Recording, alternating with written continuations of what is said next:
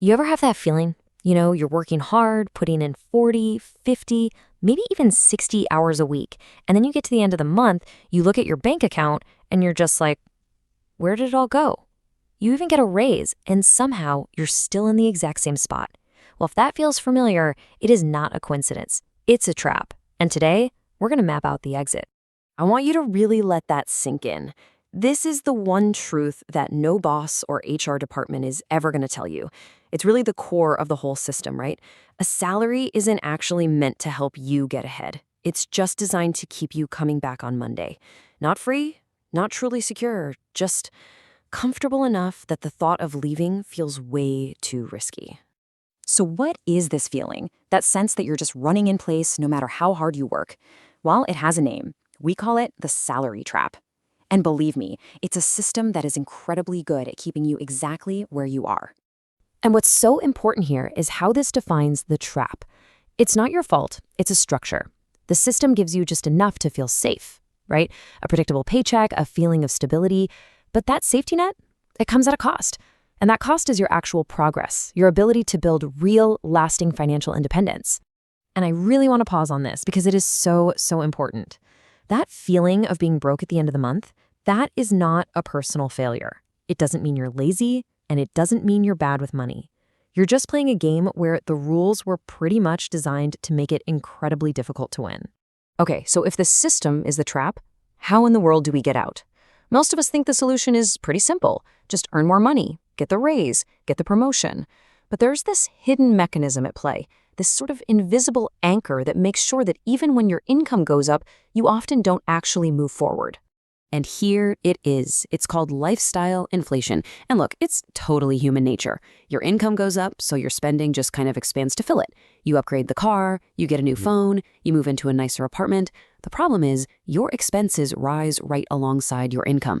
And that invisible anchor, well, it keeps you tied to the exact same spot. And this slide just lays it out so perfectly, doesn't it? It shows the huge gap between what we hope for and what actually happens. We think a raise means more freedom, less stress. But the reality? It's usually just higher expenses and the same old end-of-month anxiety. You're not actually getting ahead. You're just running faster on a treadmill that someone else sped up. All right, so if working harder and earning more isn't the complete answer, then what is? How do you actually, truly escape?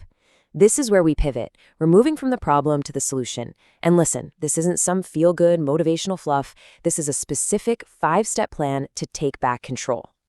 So here it is. This is the roadmap. Now, we don't have time to deep dive into every single one of these today, but they all work together. They're designed to fundamentally change your relationship with money.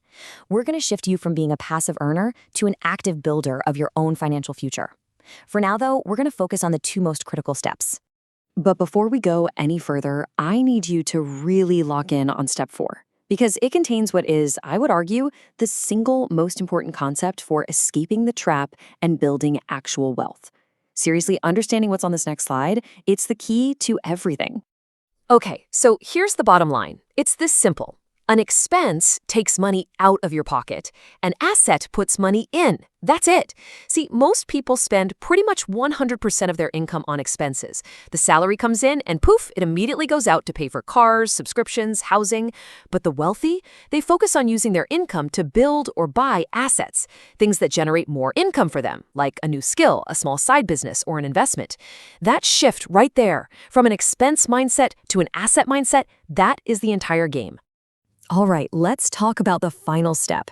And this one is purely psychological, but it might just be the most powerful of them all. Because look, you can know all about assets and expenses, but if you don't actually believe you're the kind of person who can build wealth, you'll never take action. It all starts with your identity. Think about it. Your behavior follows your identity. If you see yourself as someone who's always broke, you will unconsciously make choices that keep proving that story true. So how do you change the story? You have to give yourself new evidence, small, deliberate actions that prove to your own brain that you are, in fact, in control. And we're not talking about giant leaps here. Just look at this list. These are small, totally achievable actions. Moving just $10 into a separate savings account, that's a piece of evidence. Cutting one subscription you totally forgot about, that's evidence. Every single one of these tiny actions is like a vote for the future version of you. You know, the one who is financially free. And those votes, they add up. So, this is it. This brings us to the most important moment of all, your first move. Not tomorrow, not next week. The escape begins with a single decision that you make today, right now. It could be as simple as this, moving $20 into a separate account. And you might be thinking, $20? What's that going to do? Well, the amount is not the point. The decision is the point. It's the very first piece of evidence you're giving yourself. It's the first vote you cast for a different future.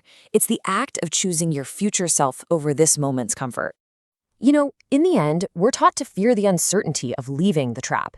That safe job feels comfortable, but the trap only feels safe until it isn't. You know, until a layoff or an illness or retirement comes along and shows you just how fragile that safety really was. The real risk isn't trying to escape. The real risk is staying put. Every financial choice you make is a vote. So the only question left to answer is, what's your vote for freedom?